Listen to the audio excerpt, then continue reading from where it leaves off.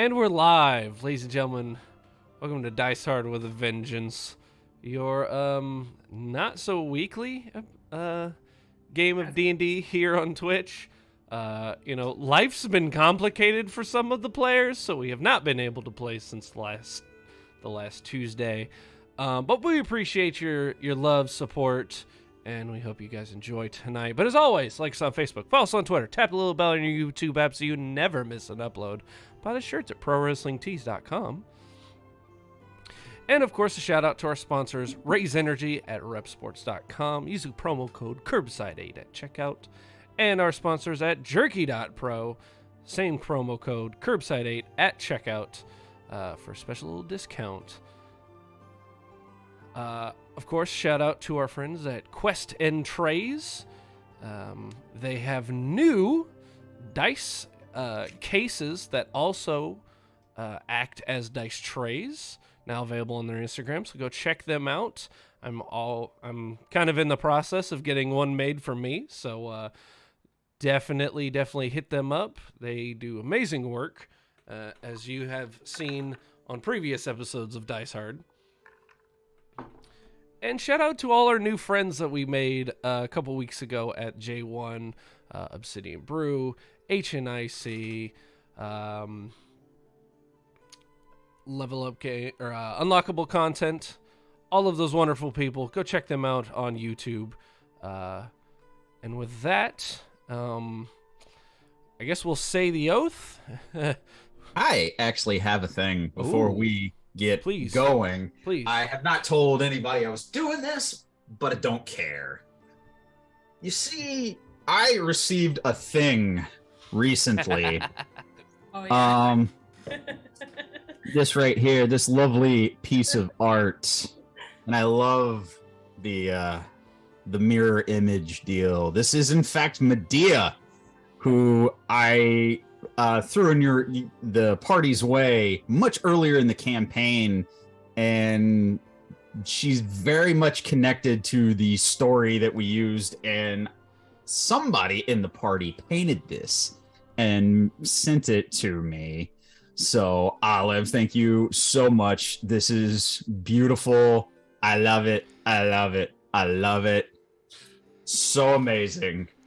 And it's the younger version of Medea that we kind of imagine from the mythology, the Greek mythology. And then the flip side is a more almost like swamp hag like persona that I kind of did specifically for the story and for the campaign.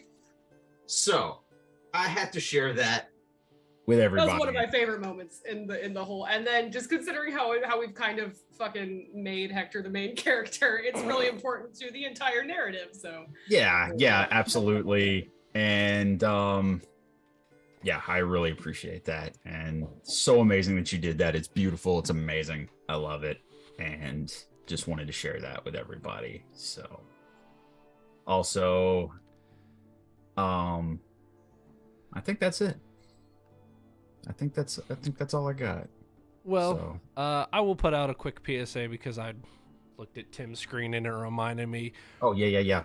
Recently, we lost JDF, Jason David Frank, the original Green Power Ranger and White Ranger.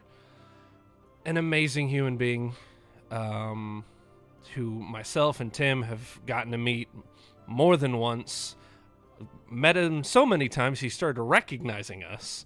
So yeah, we just want to say, for the people who are watching, for those that he meant the most to, life can be hard.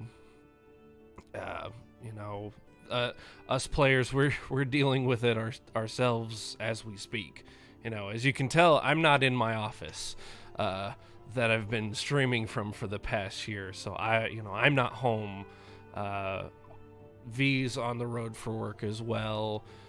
Life sucks sometimes and it hurts, but it does get better. And if it feels like it isn't getting better, reach out to somebody.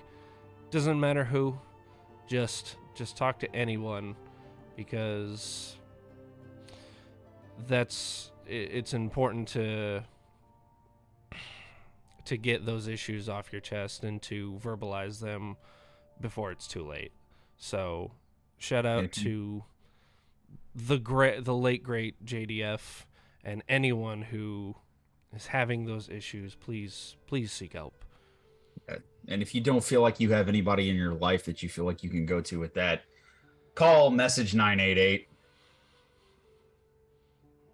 Reach out to somebody or someone. The goal isn't to be better, but there is a difference between there. It's not about getting better and being happier. It's about not being in that place that you're at when you're at that place. It's not going to be easy and it's not going to be magically better, but getting what you need can get you out of that specific, just inescapable kind of thing. Getting any help is going to be better than none, and it's not magically going to turn around, but it will get you out of feeling like you don't have anything or whatever you're going through. Absolutely.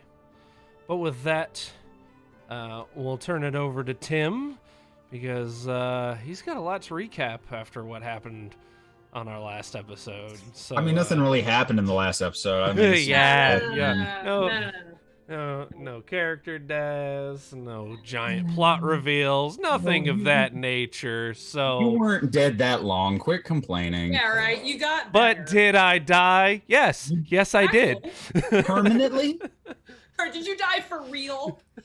You D&D died. If you don't D&D died, what are we doing here? Fair enough. All right. Take it away, Tim. Well, let's try to. I'll try to recap this in concise way. The party,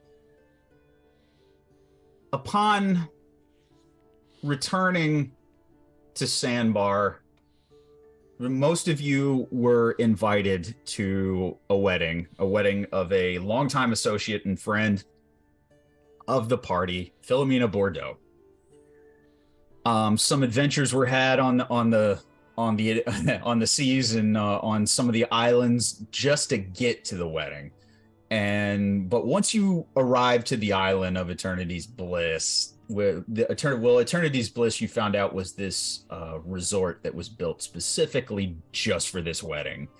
And you did enjoy at least about almost 2 days of vacation and relaxation. And 36 hours. Yeah. Fair, New record for this party. Hours. Yeah. And upon attending the wedding, things shortly went awry while the vows were being exchanged, and you found out that in fact the Brotherhood of the Night Eye had waited for all of their enemies to be in one place at one time, and they struck. At that wedding, you came across a new friend. Basilisk, a Minotaur cleric who was simply just seated at the same table that you were seated at. Wedding charts can be funny that way sometimes. But shortly after dispatching some of the cultists of the Night Eye, you immediately prioritized trying to find the bride and groom, and upon doing so, you watched as Philomena Bordeaux changed from the amber-skinned tiefling visage that she has presented to everyone up to this point and revealed a succubus. And she murdered her husband of a few minutes.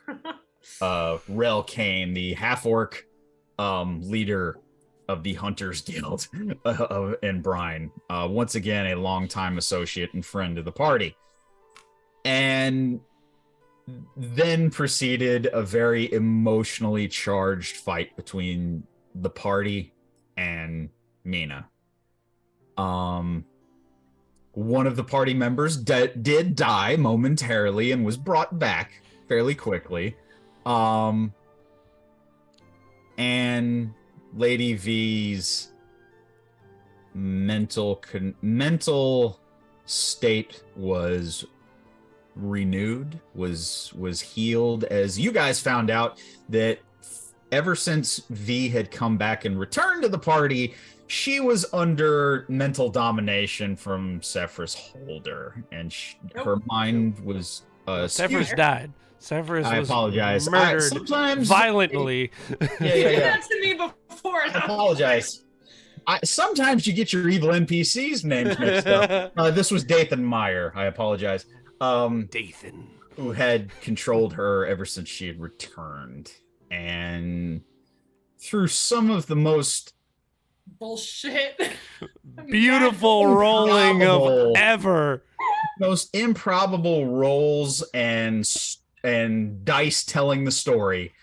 The NPC bestie of the party found a way to break the break the spell that held V and return her mind to her, basically. And we left off after Mina's death and the reveal that Teodara Amory was in fact the Red Mantis, and that Lady V's long trial for the Assassin's Guild has come to an end, and she is now a full-fledged member of the Assassin's Guild. So there was so much that has culminated and has led to this, and I tried to make it short as best I could, but there's a lot. There's a lot. So where we're going to pick up tonight is literally moments after we left off in the last session. As I recall, several members of what remained of Brian's council and some associates to the party were coming up on the scene, and there was Mina's dead body on the ground, and V was being helped to her feet by Teodara Amory, and Corrallos, a spectral or astral form of your patron, or once patron Shroud, stepped out from you and was just amongst the party, and the first time that this has ever happened. So that's where we're going to pick up, guys, and we are going to try to make sense of all of this. So, understatement of the night. I am going to the party. Here's the scene. As Lady V is Teodara kind of like Beastmaster clasps your wrist and helps you up to your feet. All of you now notice two things. You notice a spectral dragonborn that is now a few feet in front of Corrallos. And you just now see several of the remaining council members. You see Vereen, you see Teledor, and you see this beautiful but oddly familiar elven woman that looks very similar to your friend Hector. And they are all rushing up, along with your pirate friend, Benjamin Ramsey. Captain Benjamin Ramsey. They are all rushing up, and they are just now taking, you can tell that eyes wide, a little bit aghast at the scene in front of them. Is Teodara dipping out, like, with all the attention, or is she staying? In the moment, the only change that you see as she helps you up is that the mask has covered her face again, and she's back under the mask and under the hood.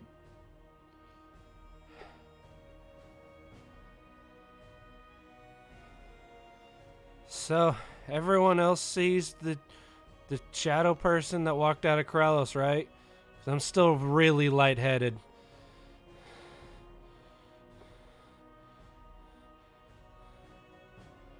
Interesting trick. Would have been very useful 30 seconds ago, but Okay, you do see Hey. him. Good. Can I pull Teodora away. Yeah, what do you do? Well, I mean, there's not a tree line or bushes or anything nearby. No, it's a courtyard. Like, should you be going until a better time for this? Speechless, says nothing, and kind of nods to you. And you see as she doesn't disappear per se, she just kind of takes a few steps back as you guys are kind of like how I do. yeah, as you guys are kind of taking up the space and kind of, addressing these people coming up. You also note that Hector, kind of glancing back at you guys and glancing at the people, starts to step forward and put his hands up, and he just immediately kind of stops the flow of traffic towards you guys. And you see as they're coming up that staircase that you guys came, and he's kind of heading them off, trying to do a little bit of shielding for you guys. Basilisk will He walk doesn't up. say anything. She just goes and sits down and puts Mina's head on her lap and sits down and does that. Okay. Basilisk will join Hector. Kind of seeing that he's going to try to stop the flow, he'll be as big as he can be as he's moving, with a little bit of space between him and Hector, so that they are providing an implicit blockade. I'm going to say, Basilisk, go ahead. It's not like threatening, but I'm still going to call this an intimidation check, because you're kind of like a cop at a crime scene, and like it hasn't been taped off yet. You're trying to kind of guard the area and try to, like you said, kind of you let your presence kind of like hold on. Mm-hmm. So go ahead and roll me an intimidation check. All right.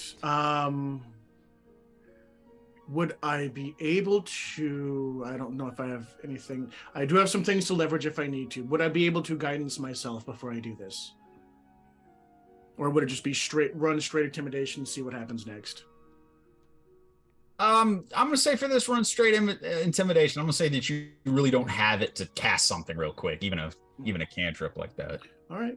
That is going to be a grand total of... Efficiency is intimidation. That is... Oh, it's a total of 7. Nice. Okay. How is a Minotaur unintimidating? They've seen some weird shit in the past That's fair. 10 minutes. Wow. Okay. Basilisk, you step forward, and I'm going to say for this, the only way that a Minotaur doesn't come off as intimidating is a little bit of a buffoonery on your part.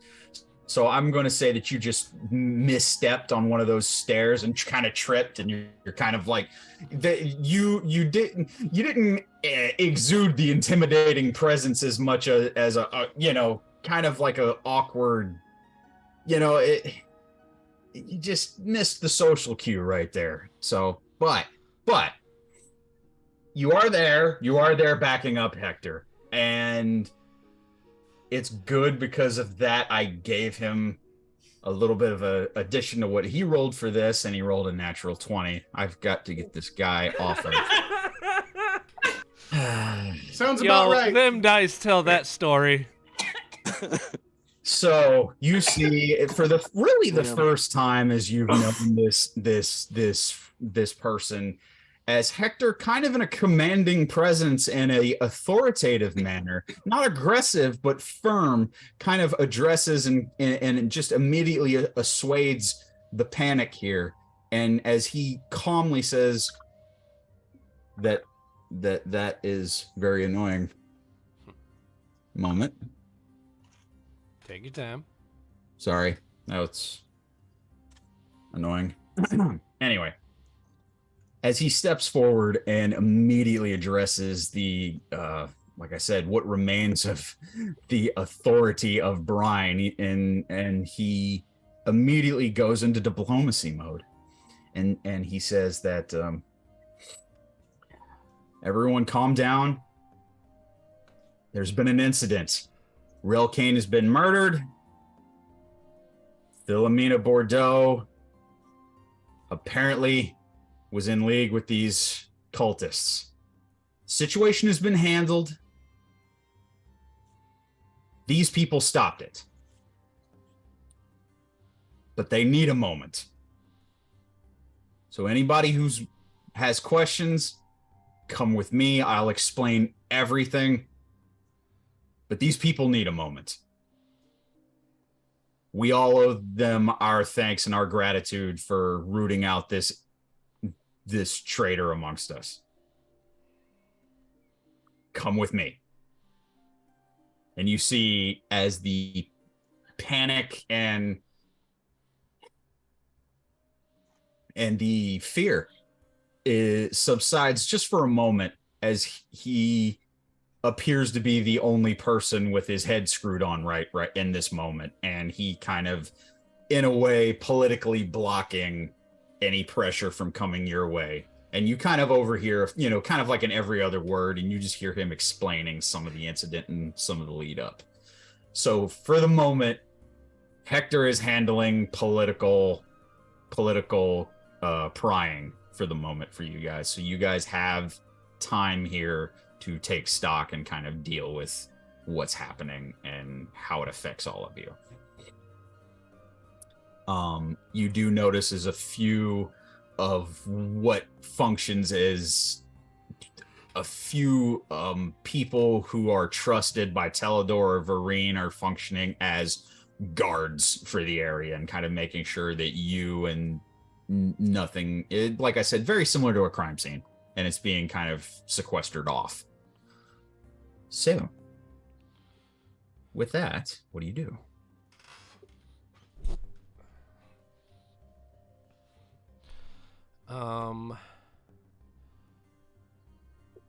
Torin. Philomena. She's got her head in her lap, and she's just like holding her. Torin, very shakenly and very weary, is gonna limp over to Corrallos. As he does so, he's gonna walk past V, point at her, and be like, "You and me are gonna talk later," and just limps off past. Corrallos, what in the fuck just happened?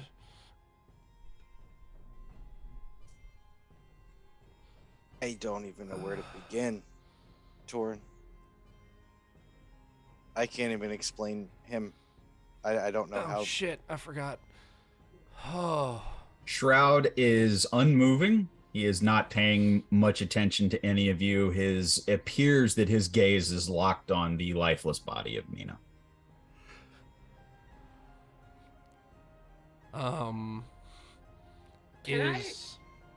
I was gonna ask, is Shroud's visage, is it corporeal, or is it just all shadowy? Right? The best way that I can describe it is it's like an astral projection. Okay. So it's more like I said, it's almost like a connect the dots outline of what he should look like. It's like a light blue, non-corporeal Ghostbusters ghost. Right. Okay, just because Torin's definitely gonna swipe the hand through, seeing this strange figure, and be like, okay. We're gonna discuss that later. Did I die, Corrallos? Because I definitely felt like I died. I think so, but it was only for a couple seconds. Because, Draco. Yeah, you're welcome, by the way. Thank you. That's exactly what he would say.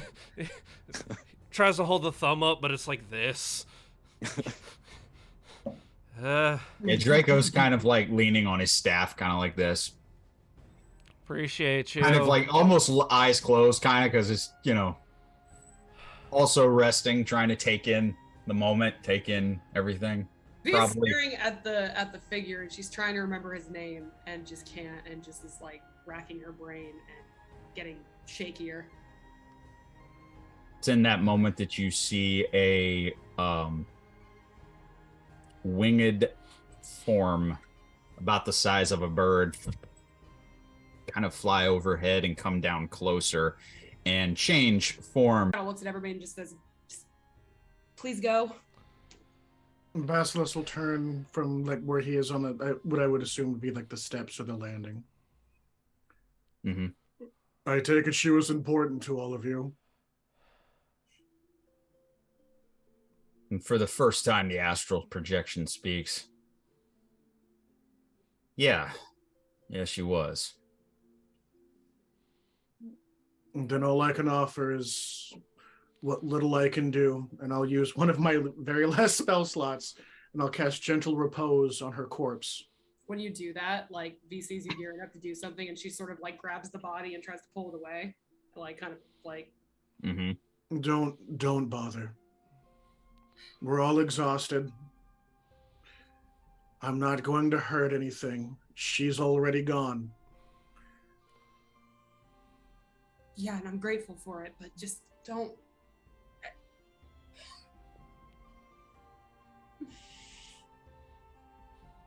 Basilisk will lean down a little bit over V, in kind of the oversized tall person with a very short friend. Yeah. Just kind of come down and go, I don't know what your relationships were. I don't wish to cause you undue stress or suffering. But I also have little use for people who only think of themselves. And everyone that I've ever met has been guilty of that at one point or another. If you must be selfish in this moment, be selfish in this moment. That's fine. But don't fall victim to the iniquities that come with it. And then he'll point at the succubus and say, that is what it is like to be wanted but never seen, desired but never loved. And that's what it's like to turn your back on those who would care for you.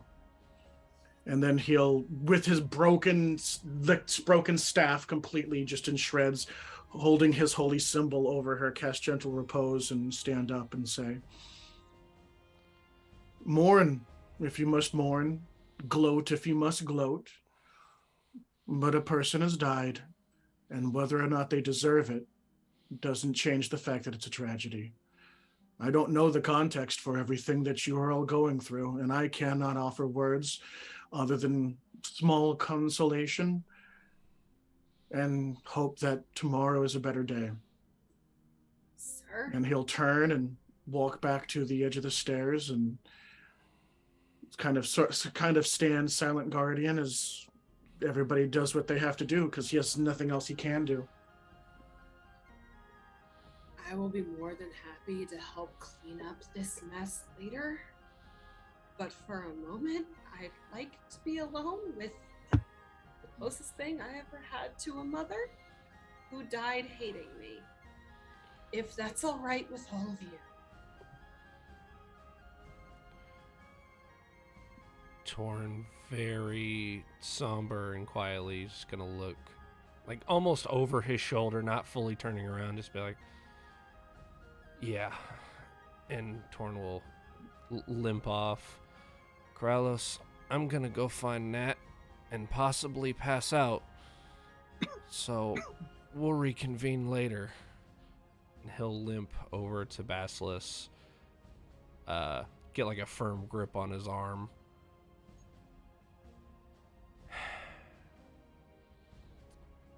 She's not worth the gloating, but thank you for everything.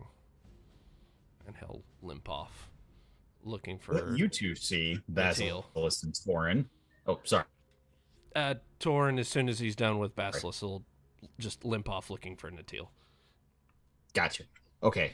Then what you two see, Basilisk and Torin, is it appears that for the most part, the the important people in the area have been assuaded, and their curiosity is covered for now. As you see them disperse and they go back into the wedding pavilion, some of them in different directions. You do see Ramsey and Nat talking to each other. Nat looks a little worse for wear. A few bruises, few cuts, but for the most part, safe. You'd see as Hector is slowly kind of taking those steps back up towards you guys, one at a time, very heavy. And he's just taking his sweet time coming back, and kind of just nods at you, Basilisk, and Torin. He doesn't say anything as he walks past you and just kind of pats you on your chest, just kind of, and just keeps walking slowly, which is strange because you know that he wasn't that wounded from the fight. Right then, Torin's gonna hook his arm. Hey, just take your time. And he's gonna let go and walk down the steps. He'll walk right up to Nat, just throw his arms around her, and not just say anything. Kind of takes her by surprise. She kind of hugs back reluctantly, but not that the emotion is reciprocated, but she's almost like okay. This is happening, kind of, yeah. You know. Yeah. Give me an insight roll, Torin. 14? Yeah, good enough. You're fairly sure that she has no clue. Yep. So he's not saying anything. He's not explaining anything. That'll come later.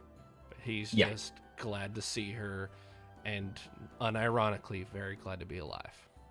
Yeah.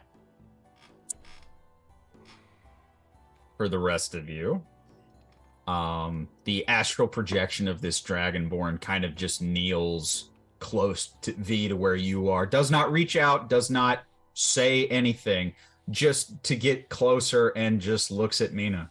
And it's tough to make out because it's basically this astral projection, but you could swear that there's a hint of sadness and shaking of the head, and there's confusion on its face. And go ahead. You go. I was just going to say, you see Sapphire, who is maintained a couple feet away, but distressed look on her face as well, as you're fairly sure she's starting to connect dots of a few things, and it's really disturbing her.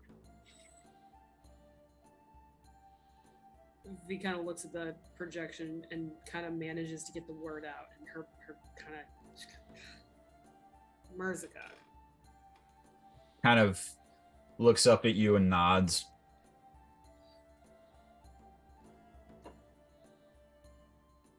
We'll look between him and Sapphire and just tell them that if it's any consolation, Hector's the only one she hated.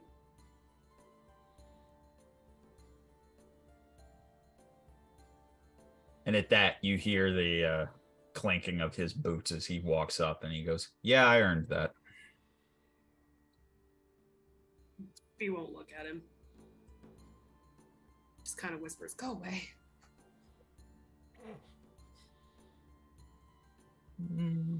Please, everyone, just... Yep.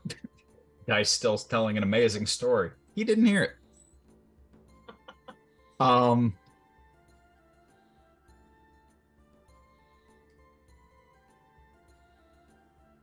They are content to remain quiet, but they're not going anywhere. V, give me a perception check.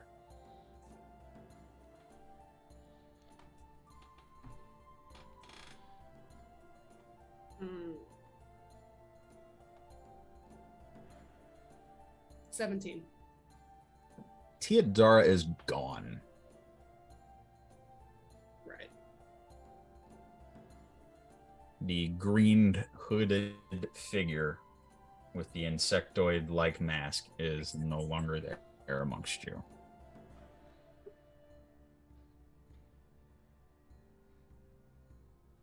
You see as Taruk is just kind of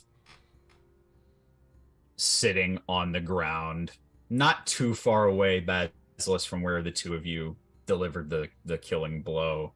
And he's just kind of sitting there, kind of numb, kind of staring off into the void. He kind of looks between the original party members, the now three. Yeah. And is just sort of like trying so hard, and every time she tries to put things together, it just doesn't fit, and she can't remember things right, and just sort of starts and stops like a dozen sentences. She's like trying to explain things and can't, and is just kind of babbling over and while she's gripping Mina's body. Can't really string the ideas together or remember right or get anything out. She's just sort of incoherent, trying to talk. Hector kind of allows you to try to get to a point, and after a little bit, maybe an awkward silence or two afterwards, he kind of just picks up on a random subject and just goes, well, I explained the basics to them. I think everybody is simply just checking on wounded and the deceased now. They know the basics of what happened. They don't know everything, but apparently my word was good enough for now. And he kind of looks back over his shoulder and looks at you all. I think they're going to want to have a meeting on Sandbar to hash out all of this and how to move forward. I told them to give at the very least a few days, kind of allow everybody to and you see as he looks down at the body, deal with all this. So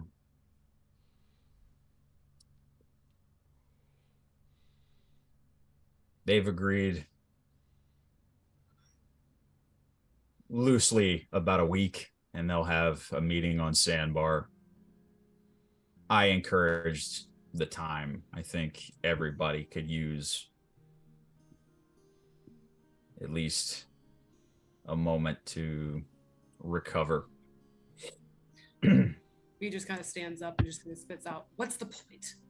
And looks away from him before she can cry and just leaves.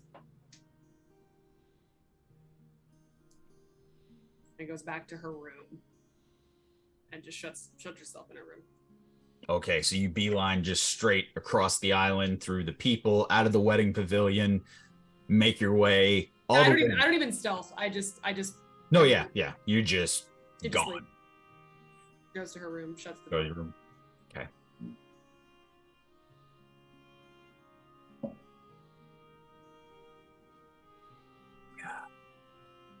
Okay, so V went back to her room. Torin, you're with V. Torin, you're. Dude, that's the second time tonight. That ship ain't sailing. No. I apologize. Torin, you're with Nat. Yeah. Corellos. The astral projection of your once patron standing out there for all to see. What do you do, buddy? I want to go over and kneel next to Mina and just say, just very quietly, like only me and her, just thank you for everything. I'll cast Prestidigitation to clean her up, and then I'll go step back and stand next to Merzagog. Okay. Taruk kind of looks at the rest of you who are still there, which is like 2 of you, and he just kind of stands up, kind of dusts himself off, and kind of, thanks for the help, Basilisk. Don't worry about it. That's what family does. Here in these lands, what are the most respectful burial rituals?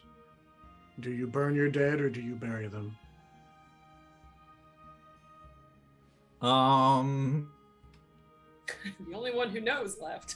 Basilisk has no idea that Taruk. He doesn't know. The only one who knows how to handle the dead around here just stormed off. So. Well, I mean, it's loud enough for like everybody, so I'm sure that everybody else would be able to hear it. yeah, I'm just curious of who to ask a religion check for. I think it's just the NPCs. Yeah, it's like the NPCs and Corrales. You're the only one. Hector Corrales, both of them. Yeah, Roll all right, it. Fuck it. Corrales, roll me a religion check, man. Oh yeah, Corrales is from. No, oh, Not shit. religion, no. No. I mean, like, isn't Corrales the only other one that's like of this culture? Everyone else is from somewhere else. But you're Right. actually you're Thurandian. Like you're from. Yeah. Come on, Kralos, I believe in you, bud. Oh, 19. Nice. Jesus! Nice. Yeah. Nice with the story, man. Yeah, buddy. You are aware of the common burial practices in Thrandia, usually coins on the eyes for the ferryman and a pyre. Oh, we would. Okay, yeah. The coins from. Okay, that makes sense. Do you share that? That was George. Oh, yeah. Yeah. Yeah, that was both, right? Yeah. But yes, you are aware of Thrandian funeral arrangements. There is a time of mourning usually, and there are coins on the eyes for the ferryman and a pyre. Then I will relate all of that to Basilisk. Given the context, do you wish to hold her body for a few days before performing rites, or would cleaning it up now be more efficient and better for everyone involved? Hector kind of speaks up and says, well, I don't think now's the appropriate time. She's stable for the next few days. She won't decay in any way, so when the appropriate time comes, she'll be in Maybe good condition. Hector's kind of looking at an astral projection of Merzagog and Sapphire and kind of and then looking back, realizing, I tell you what, Basilisk and Corrales, roll me insight. Okay. His eyes darting around. We're getting the bang back together. Bad, 2 of them are dead. I mean, we can fix that. God, Nah. how many members of this band are left? Freaking grateful. Over half. You said insight? Yes, insight for both of you. That's Got only going to be a 6. 17. That's For an good enough. adventure party, 3 out of 5 ain't bad. That's good enough 17. for a reunion That's tour. Corrales, 6. 6. Corrales, you don't really pay much attention to it. Basilisk, Hector is looking. You see his eyes darting around for you. Had that? We've all had that feeling of I am not the adult in the room, and then you look around and you realize Shit, I I am the adult. adult in the room. And that's I need the adult to exactly your what you adult. see on his face. And he's now realizing, this is my call, huh? This is my call, huh?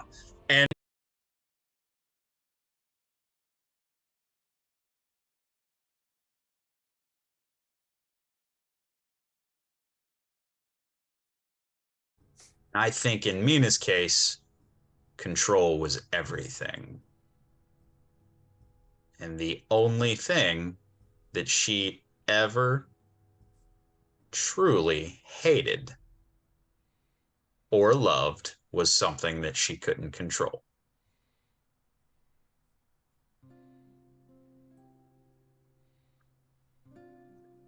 Right about this time, you two have made it to your room and you go in.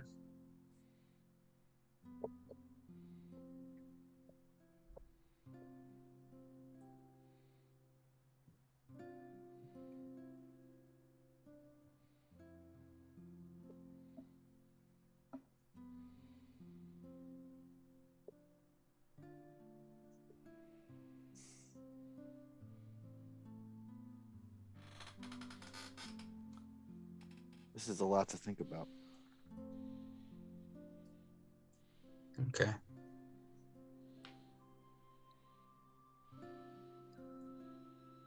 Torin.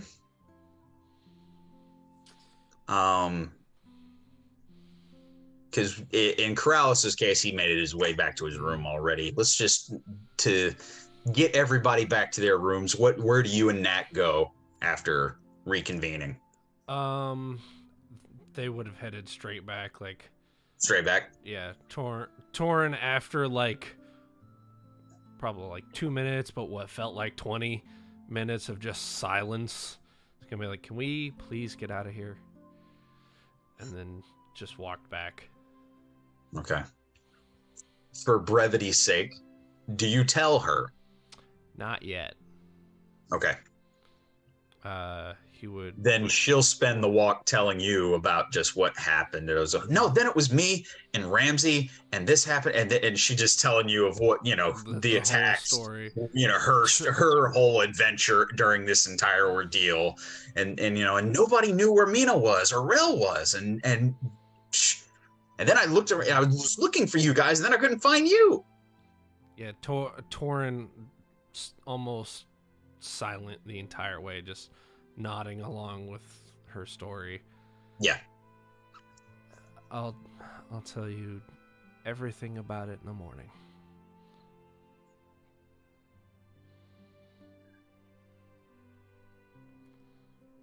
Are you okay? I'll answer that when I figure it out.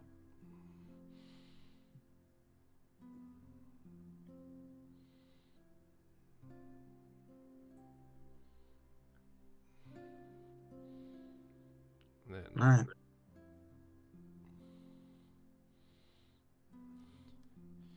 yeah, and then back to the room. Okay.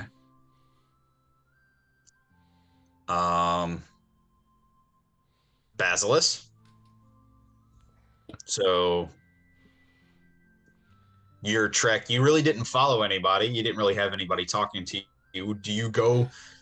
Where do you go before making your way back to your quarters?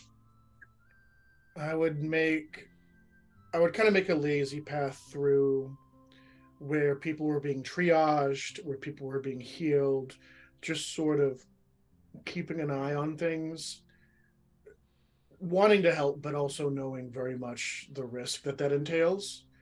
Kind of looking for if there is somebody that was so close to dying that it needed my abilities to help, then I would do so. But other than that, I would kind of make my way through everything so that I kind of have a lay of the land and can see some of the faces. Mm-hmm. And as I'm going, I'd also be looking for hardwood trees or softwood trees, anything that's not like a palm, anything that's actual wood. Mm-hmm. And if I did find it, I would probably take a decent sliver to try to just fashion a staff out of. But otherwise, if I didn't find anything convenient, I would head back to whatever I would assume I was assigned quarters upon getting here. Uh-huh. Yeah, then I would just head back to my quarters after that and do a little prayer and ritual using my holy symbol, which is the Shokujo head of the staff that I had with the scales, and do a little bit of incense on one side and a coin on the other and make a prayer for the people that died today, the people that I couldn't save, and the people that basically just a prayer for the suffering. And then after that, he would kind of go to sleep, I suppose. He's exhausted and he has nobody else to talk to. So that's kind of what his day would be after everything that happened. I would say that I'm going to say that just for the sake of finding a substitute for a wood, as far as for replacing the staff or trying to, that's going to be very difficult. I'm going to say that, I mean, I'll give you an investigation roll for this and see. And DC is going to be hard. Tropical island looking for mahogany. Let's go. Right. Nothing but poisonous flowers. You said investigation? Yeah, I'm going to say investigation. That's a soft 20, a 19 plus 1. Soft 20. Okay. You do find, obviously, bamboo, but you also do find some substitutes that it's not going to be able to it's not magical in any way, shape, or form, but it kind of functions kind of like it can be used with your the head of your staff. It will function as a staff should, and the magical effects of the actual focus will suffice for now. But you are going to need a more permanent replacement. But this is for the role you did. It's a fine substitute of and it takes you a few hours, but it kind of busies you with very few contacts with this group and with the events. It does busy you for a few hours, and you do find a suitable wood substitute. It's temporary right now, but it does function. Okay. You'll just use primal savagery to kind of cut out what I need and to sort of hone it to a semblance of a quarterstaff. And then force the head of force his holy symbol, just the head of the Shokujo, onto it, and head back to his room, do his prayers, take off his armor, everything else, and go to bed. He doesn't have anything else he can do, so unless somebody stops him or interacts with him specifically, that's what he'll do.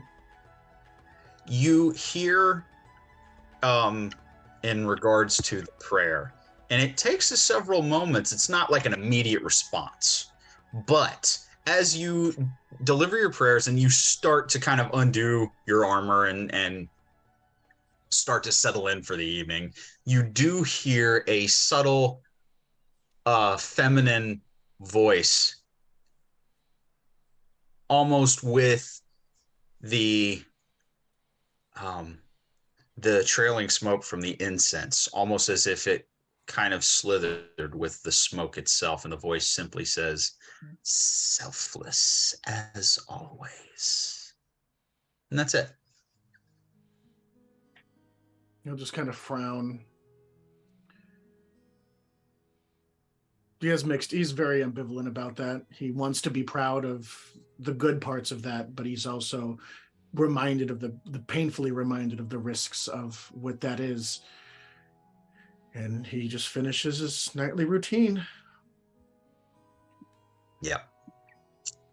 Okay. V. You were the first one to go back to your room.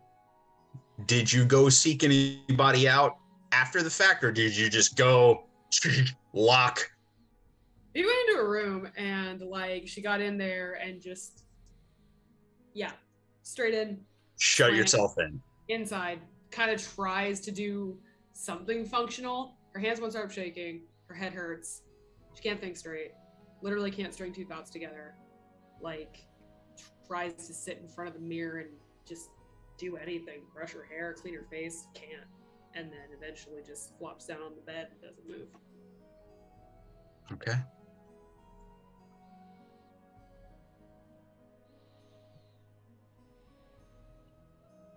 Roll me the perception. Yes, perception check, please.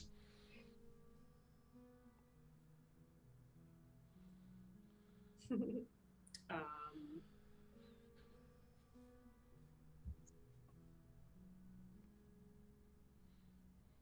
18. 18. You do hear footsteps from outside several times in the evening. You do hear as most of your fellow party members have made their way back to their rooms. You kind of have an open window for now, so it's not too hard to overhear. One of the last ones you hear is almost an ongoing conversation as if Corrales is talking to himself. But She didn't like barricade herself in the room. I don't even think she thought to lock the door. She literally, yeah, the window's wide. She just came in, took her dress off. She's in that like slip dress, night dress kind of thing. Tried to do something functional, couldn't, and then is just laying there. Well, and what you hear is just the ambient noise of your fellow party members making their way back to their rooms. You hear Draco kind of, you hear mumbling of Draco under his breath, kind of like, I just came here for help, and now every day I'm fighting for my life around here. And you just kind of just to himself. A little bit of lamenting of these were the wrong people to join. I mean, yeah. Why did you think this group was the one to go to for help? But he makes his way to his hammock, and the last one, much later, several hours, I mean, almost near midnight, you hear the clunking of heavy plate armor, and it stops for a moment, and then it picks back up. But it stops because she kind of, again, I when I say she hasn't moved, I mean she hasn't moved, and kind of just, when she hears him, just kind of like prays, he keeps walking, and then when he does, she just kind of lays there. Yeah. And Corrales, you hear by the way, for the first night that you've been on this island, He didn't go out for ice. Hector returns to the room. Hey. Locks the door behind him. Hey, You remembered where our room was, huh? just tonight. He makes his way over to the bed that he hasn't used once and sits down on it and starts removing his armor.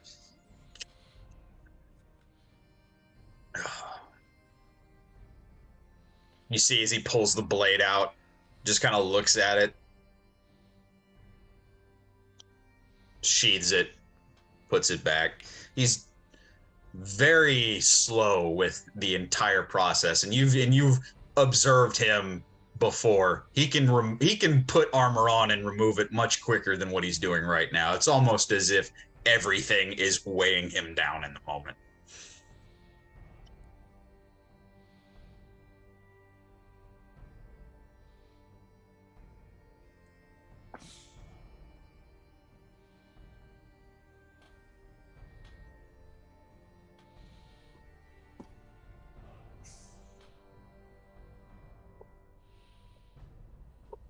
That was hard for all of us, Hector.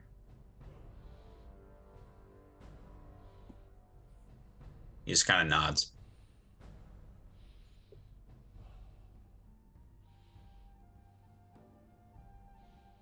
Yeah, it was.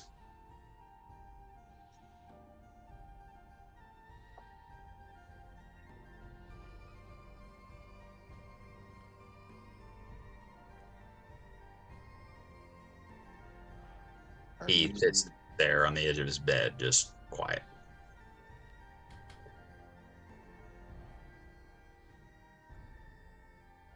hasn't made a move to lie down or to rest or anything. He's just sitting there staring at the floor.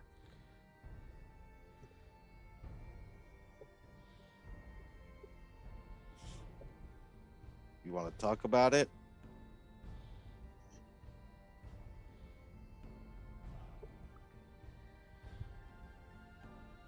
Which part?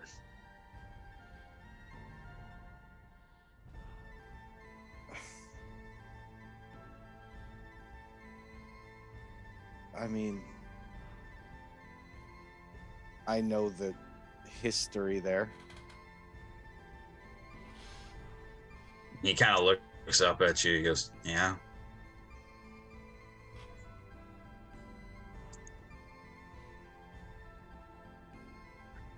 I knew she could be selfish from time to time. I just didn't expect that.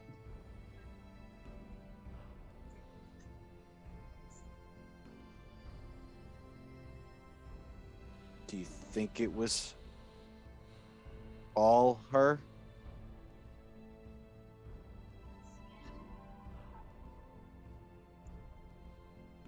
Nobody could force her to do anything she didn't want to do.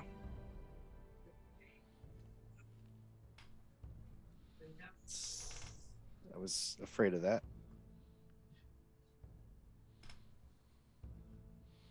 At least that's been my experience.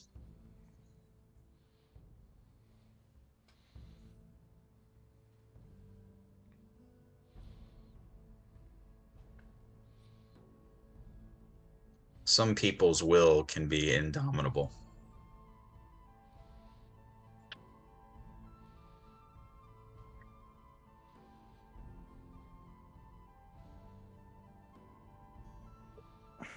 Yeah.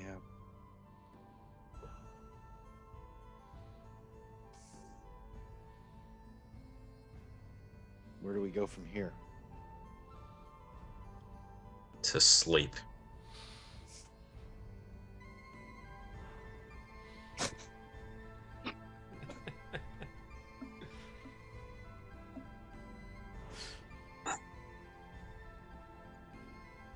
But to really answer your question, we have ourselves time. We have about 7 days until that meeting on Sandbar to grieve, process, do whatever any of us needs to do.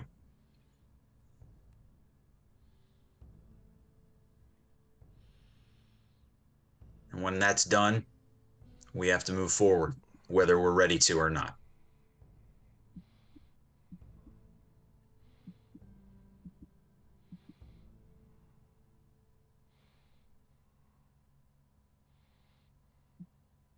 I'm a professional at making mistakes, Corrales. Just refuse to let myself be defined by them.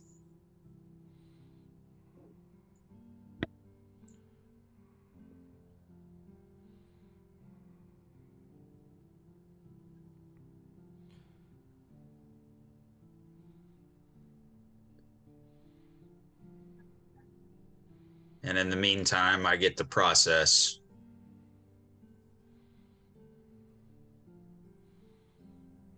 why.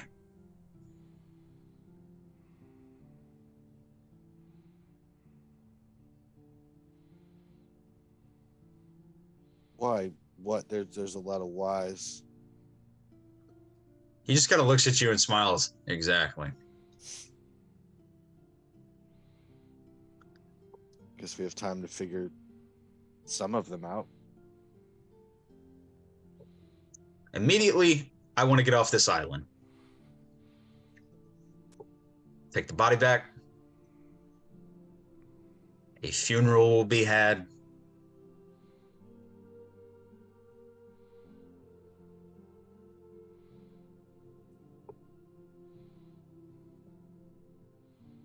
And then we go from there.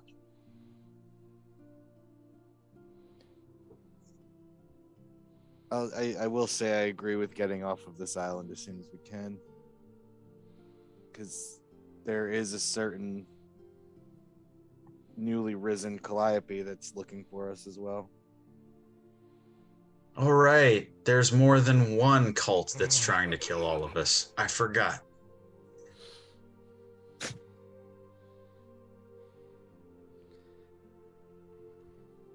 Yeah. But trying is the key word, right?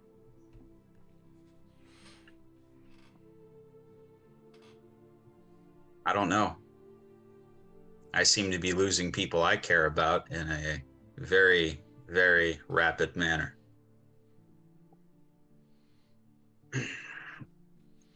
Kind of props his feet up and for the first time kind of lays back. He has not closed his eyes, is wide awake, just getting comfortable.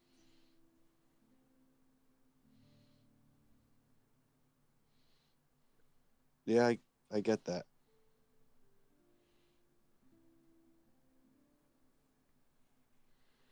And I'll kind of lay down, kind of matching him.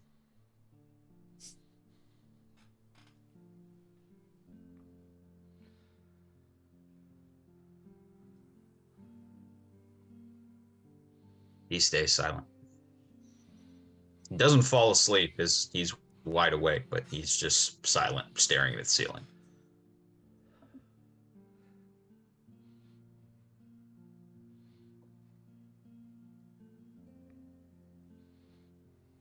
I think I'll leave him alone for now. He's got a lot going on.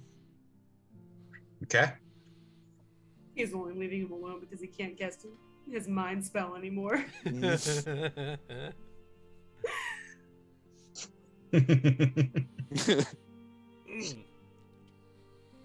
Anyway. The give and take, you know. Oh, yeah. Some real time character development right here. Corrales learning how to talk to people without being able to read their minds. That's character development. That I'm so proud of you for that. Don't get it twisted. Mouth words. Chef kiss. Not fit. No. Hard crunch. I can't just Weird get my angle. answers. Can't like. I love can't it just so skip to the much. back of the book to find the answers anymore. I love it so Nope. much. It's so good. Sorry. I didn't mean to Now interrupt. he has I to didn't mean people. Oh, I didn't mean to interrupt. I'm so sorry. That Oh, was it's just No. too perfect. It's too Wonderful. perfect. Yeah. Mwah. Okay. So, for the most part, some of you find rest. Some of you find guilt. Some of you find grief. You all find something differently, but in the most basic terms, you do get a long rest. Yay. I found So- a stick. You did find a stick. Is It's rest the same as sleep? Because that's not a thing V does tonight. Basilisk Waits. found a nice stick. Okay. I'm from places where sticks are very common. This is a good stick. That's a good stick. A real good stick. That's a Good good year. Good year stick. for stick. Okay. They're like a golden It's my retriever stick. sommelier. His stick is better than bacon. Okay. Oh God, no! There it is. No, it's bad. All right, we're It's done. That's the session. Thank you. That's it. Good night, folks. bad. My stick. It's his big boy stick. It's not good when the DM derails himself. Okay, Oh, let's. God. All right, everybody, let's be. It's a very emotionally charged session. This is serious business, guys. Okay, you just lost. We need to break sometime. You just lost mom. Okay. Mama died. All right. Violently. Violently because secretly she hated you all. So, Math checks out on that. She only hated me when I started dating her ex. yeah. That's not Nope. daddy issues. No. Yeah. Yeah. He didn't sleep last night, just for the record. That's on record. She just Okay, that's fair. right. I'm going to let's go around the horn here. Well, no, what is the plan? I'll give you the basics of the morning. People are starting to leave the island in this little fiasco. Those who are already able, they're leaving. Okay. There is still the few little kiosks and businesses are still up because hey, we can make money on the last day of the con, right? Always make money on that last day. Yeah. So that they're open. The open bar is still open. Good. What do you guys do? Before the party wakes up, before like even the sun rises, Torn is going to step out of his room, and he is going to walk down to V's room. Okay. And V's gonna hear a too loud "too too" on her door. There's no answer. What? One more, louder and a little bit more aggressive.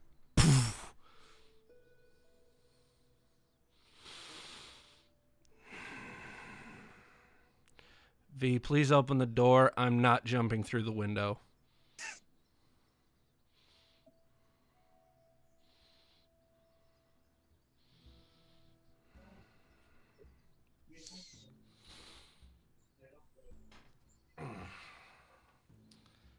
Fine.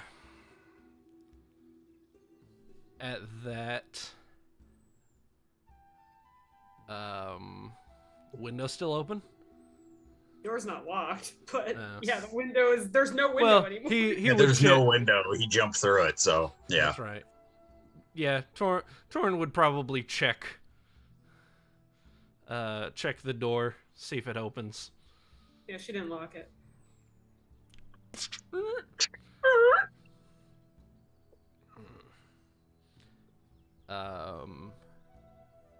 In V, you see Torn standing there,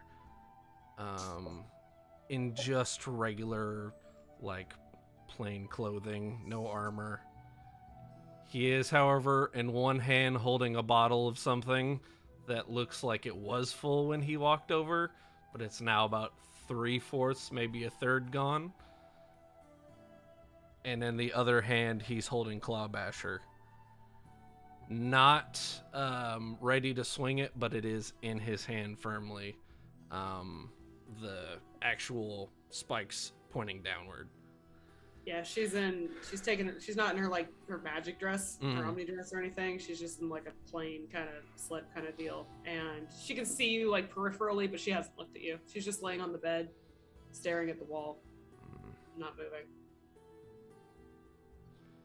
He's going to walk over, take another swig from the bottle and place it on like the nightstand closest to the bed, shut the door, lock it, and sit down in front of it. The door? Yeah, he's gonna shut the door, lock it, and then sit in front of the door. Got it. I wanted to know. Sorry. Yeah. Making sure You dare? making where he's sitting in the room very clear. I'm the spectral cloaked guy that's watching everything. I want to know what I see.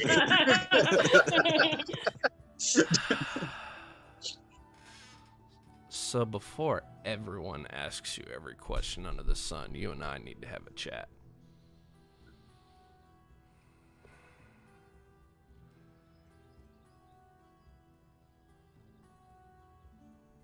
So a long time ago, or at least it feels like a long time ago, it could be only a week or so, you told me never to trust you, that you're a horrible human being, and that you do bad things. And I left it at that. I didn't say anything, I never brought it up, and I never thought that I second-guessed it. Been like, she's just being, I don't know what the word is, humble. Everyone thinks they're not good people. Then I saw you wrap a magic garrote wire around one of my best friends. Apparently, I had some hidden resentment. Because as soon as I saw that conversation came back up. And depending on your next move, I was ready to... And he's gonna, like, hold up Clawbasher. Do what was necessary. And he's gonna put it down and just, like, set it off to the side.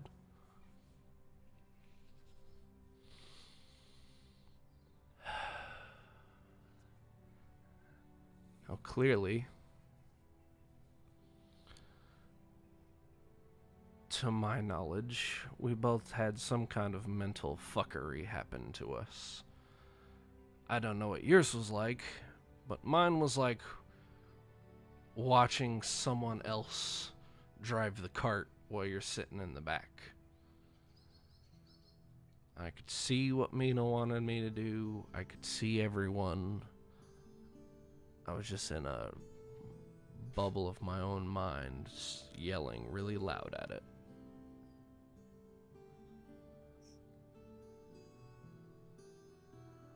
So, all this being said, I don't know if forgiveness is the right word.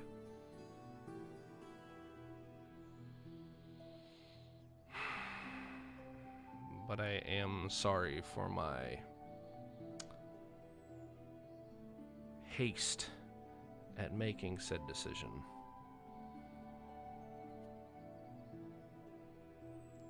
Because you have been there for us. And you have helped us when we've needed it most.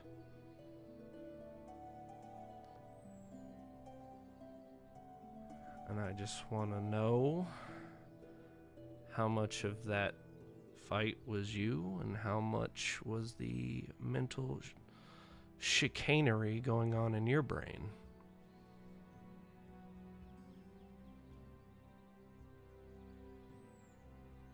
She hasn't looked away from like a single spot the whole time you've been talking. She's quiet for a really long time. Like long enough to where you think she's not going to respond.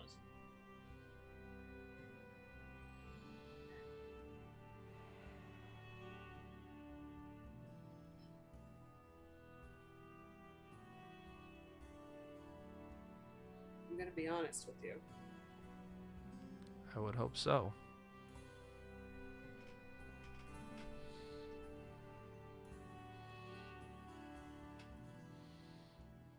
It was me. It was all me.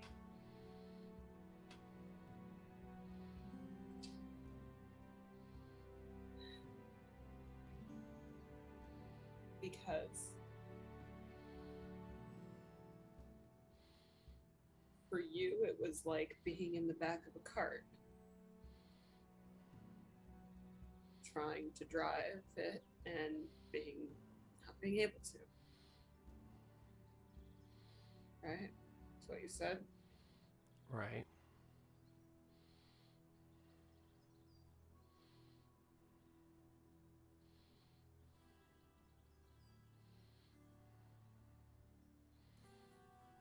And she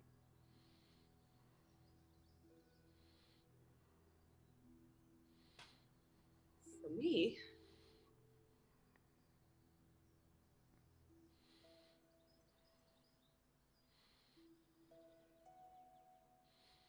I've always felt like I was living life underwater, where sounds don't make sense and color is wrong and nothing feels right. And lately, it's felt like I was coming up for air. And then David fucking Myers shoved my head right back down in that pool. And for me, what it was is it felt like he pulled everything out like stuffing out of a doll. Put it all back.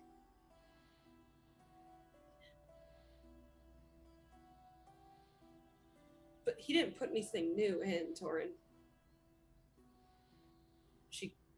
As she's talking about that, she curls up, sort of like Beetle. Right. He didn't put anything else in that wasn't already there.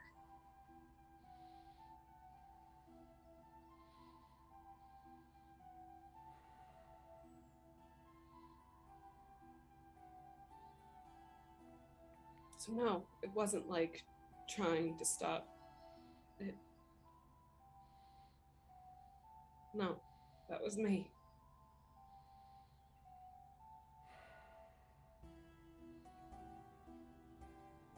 You didn't have to change much to make that.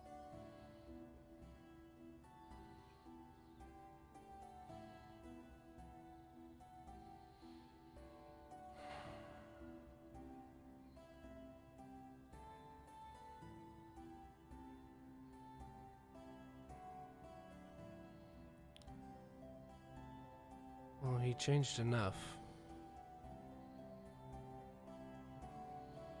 Because I don't know what kind of person, and you can answer this question, I'm not going to answer it for you. What kind of person tries to kill someone roughly 3 days after they dived on top of their body in the literal face of death? Because Lord knows there's only a handful of people in this party that I'm gonna jump on top of their body when I see Queen Calliope's dead carcass walking towards it.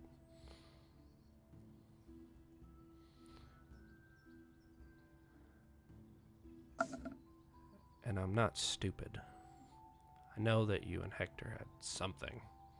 Don't know what it is. That's between you guys.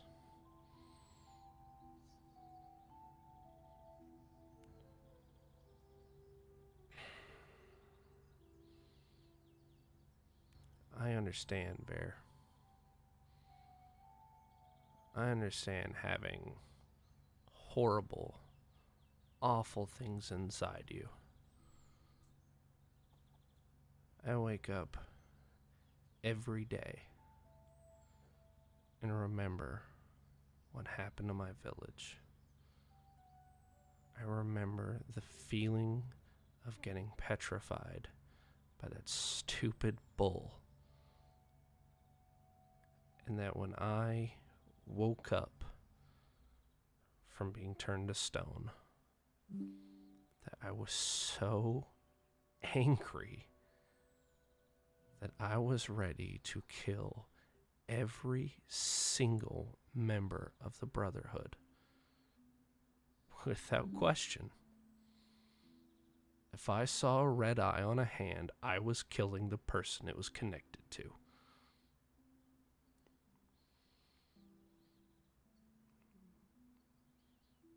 But So then why couldn't you kill me? and he's gonna walk over and just very gently turn your hand over.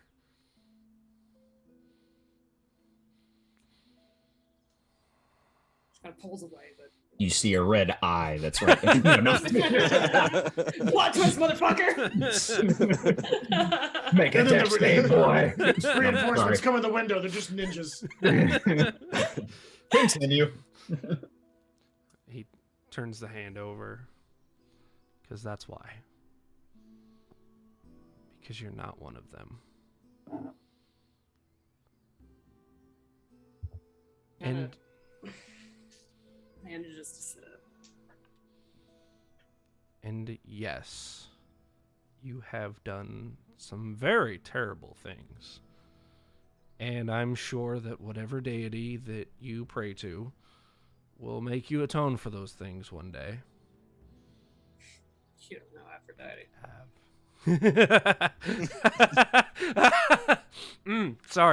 Sorry.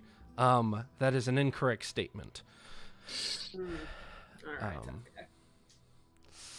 Well, we'll have that conversation later. Here's the thing, V. You can atone for past sins with somebody else. I know what it feels like to wake up with evil in you. Hate, vitriol, selfishness, whatever word you use to describe what you feel. I know mine personally is anger, venom, wrath.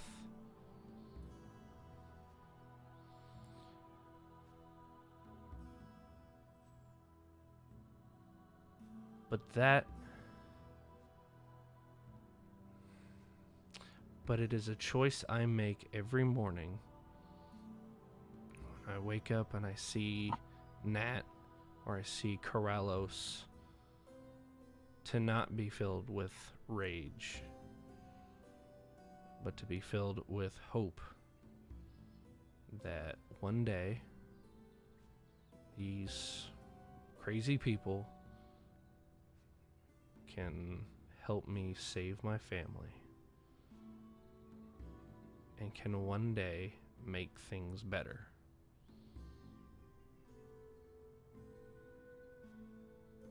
And if there's anything I learned from last night, it's that today, with no influence from someone's magic and no influence from anyone else, you and I both get to choose what we do next. Now, that being said, I know what I'm going to choose.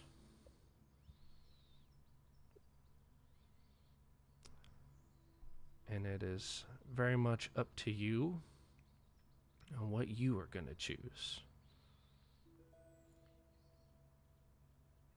You were going to kill me. 1000% was going to kill you. Which was absolutely the right option. But you have all been wonderfully accommodating about me and what I do. Until it was someone you knew. That changes everything. I can only tell you that I don't.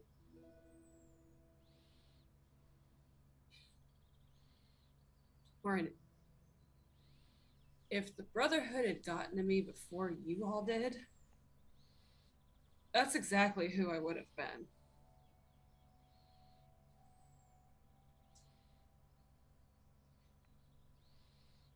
And I would love nothing more than to find a way to save your family and get Krallis away from his patron and fuck it, save the druids for all I fucking care. I would love to have a reason to not be me and to put me towards something more worthwhile, and I can do that if that's what needs to be done. But when it comes to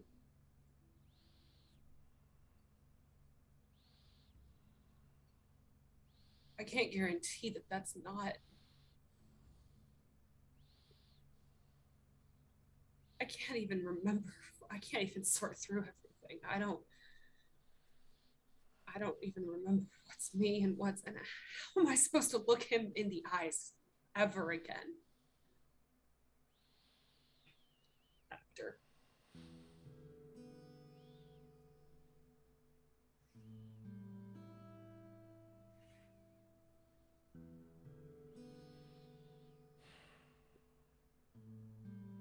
I don't know how to make choices. know how to.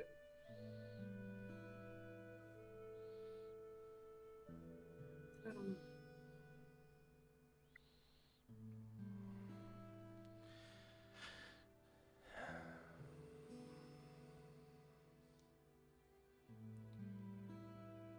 I don't know how you're gonna face him. I don't even know what to tell you as far as advice goes. But it's really easy to make choices. You just start small.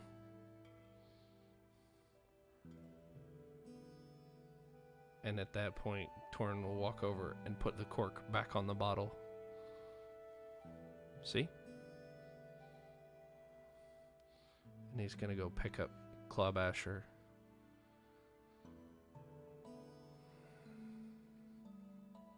Little choices. Start there. My choice this morning, instead of waking up and kicking your door in and being angry and coming in here in full plate mail, was to knock on your door, leave my most powerful weapon behind, and talk to you. I've brought this just in case the conversation did in fact go south, because, well, can't be too cautious. But small decisions. I chose to come here. Now you can choose where you go. Are you going to stay in this room for the next 7 days? Or are you going to come out to the bar and meet us for breakfast? That's a choice you can make. Pretty easy. Pretty small. I'll work on that. Well,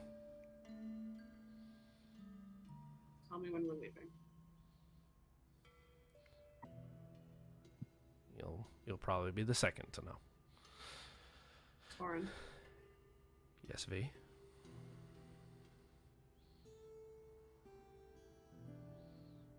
if I ever do anything like that again,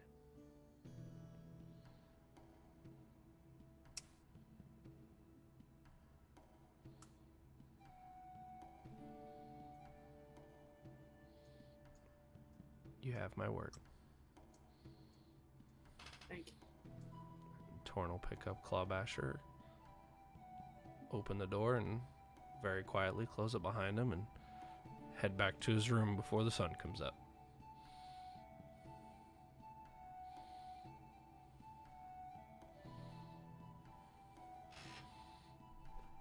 He will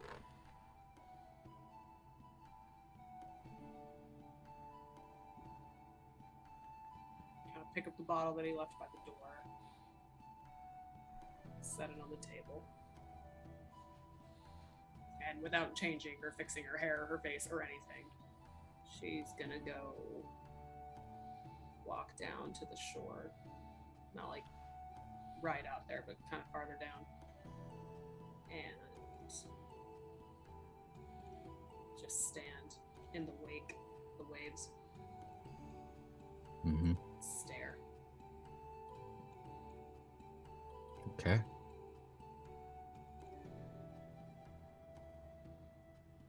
Okay. Corrallos. How'd your morning go?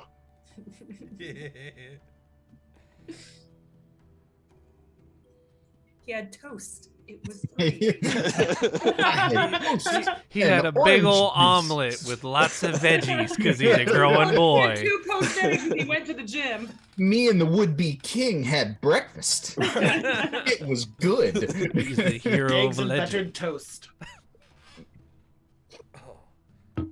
They told me to try avocado. It was nasty. Speak for yourself, It's, good it's sir. canon. Krellis doesn't like avocado. That's canon now. Fitting? I don't know. No, that's a perfectly valid answer.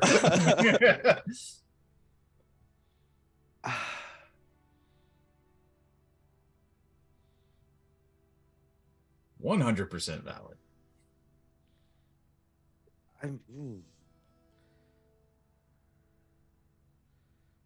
Because I wish Taruk was here. Is a big part of it, but Taruk is here. Taruk's in his room.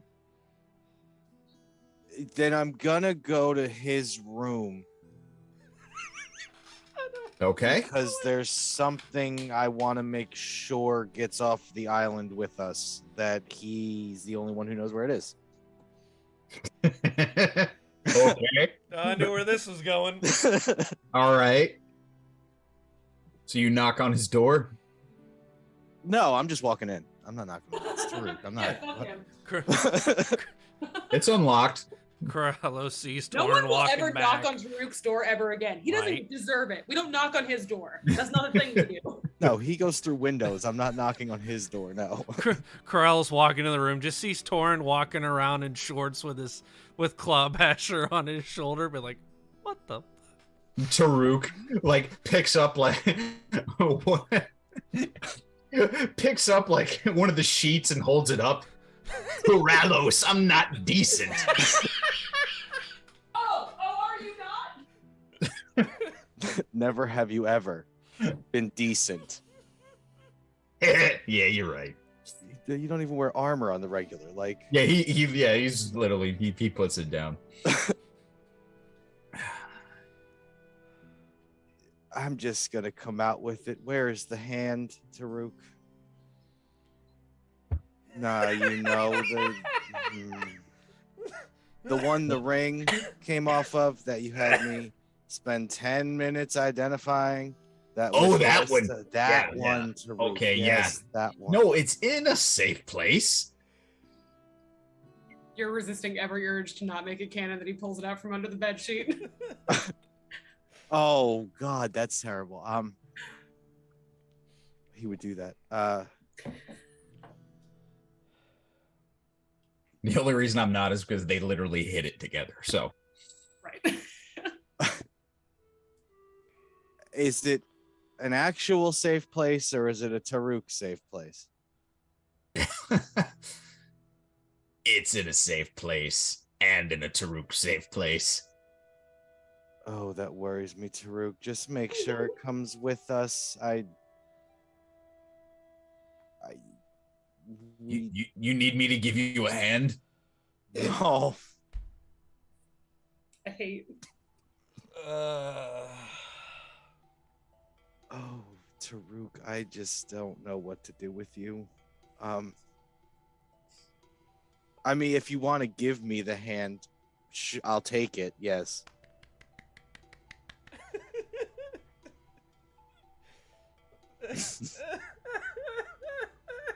Taruk, I will tear this room apart. You can't. You're too weak. Oh, the spells I can cast. You guys, you can double check me if I'm doing anything that's out of character. No, No. you're spot on. Only do this forever. Perfect. 10 out of 10. 5 out of 7, perfect score. Yeah. Don't leave it here. That's all I'm asking. My hands always go with me wherever I go. Not yours, Taruk.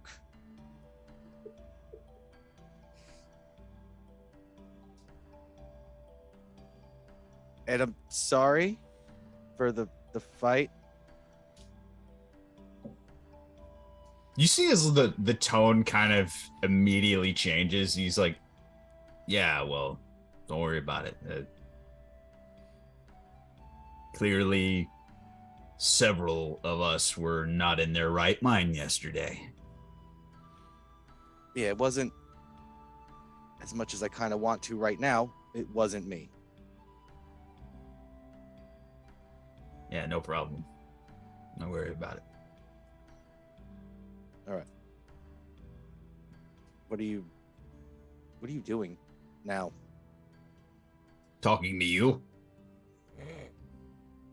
Should we go eat, Taruk? Yes, we should always go eat. Let's go. You know, we should go find Torin. He was just walking around like half naked with claw. I don't know what he's doing. Probably admiring himself. All right, let's go find him. I've been bunking with him for a few days. He does that a lot. Really? Not Torin. I don't see the point. There's not much to admire. What do you mean? There's not. What do you mean? You guys are best friend. What are you saying? I'm just saying it's not as much to admire as other people around here, is all I'm saying. There He's a it fine is. lizard specimen. There it is. He's a fine specimen of lizard. Dragon. I don't do the tongue thing. Okay, Mucho. Yoked for a gecko. Right? An insurance premium, though. All right. Well, let's go find him and we'll find some food.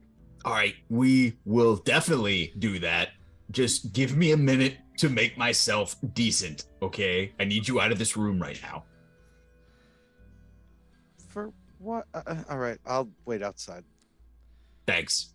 The second the door closes, Torin, where did I put the hand? Torin's not in there. Torin's with Nat.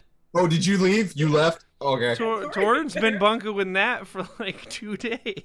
Oh, I could have sworn you said that you were in the room. No, he walked No, but past on it the makes way perfect back to his sense. room. Oh, got it. To literally ask It makes for perfect Torin. sense for Yeah. Torin. No, It's still that's on canon. brand for Taruk.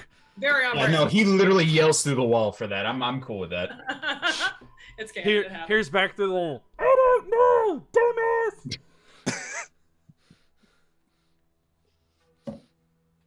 You just hear Torin just from the other side of the wall.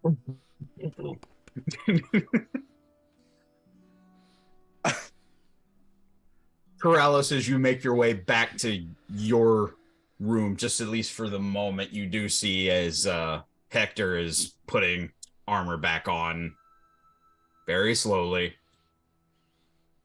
More meticulous, more...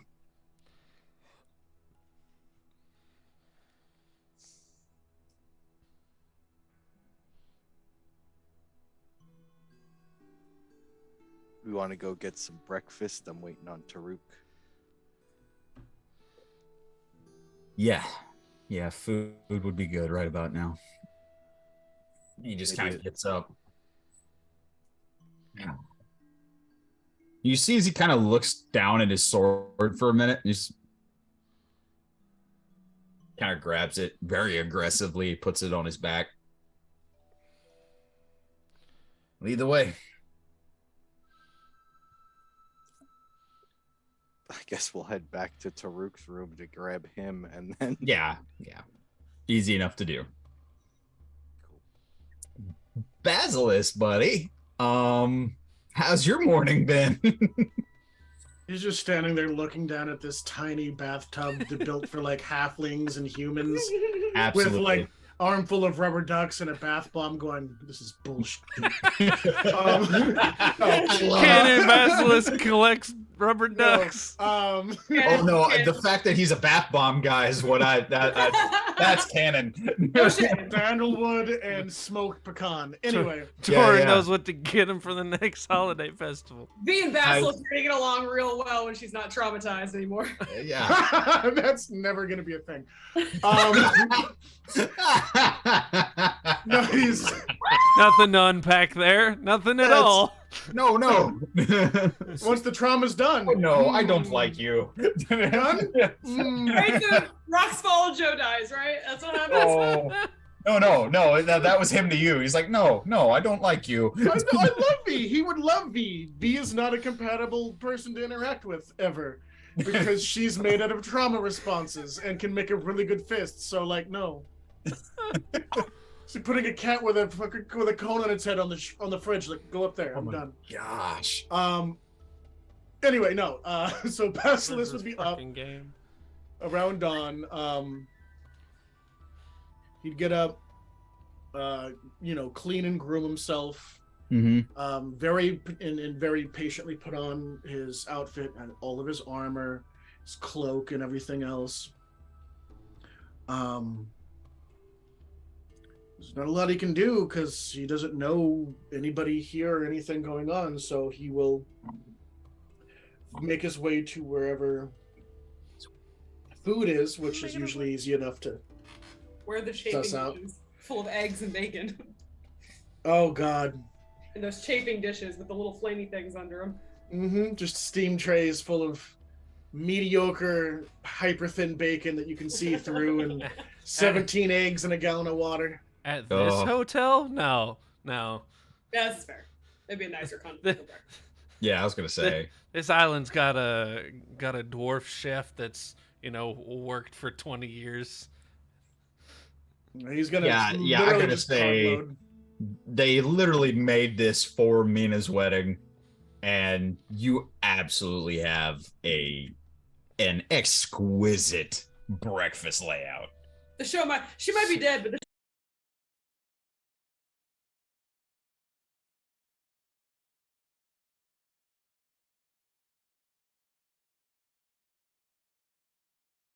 like she's just been standing there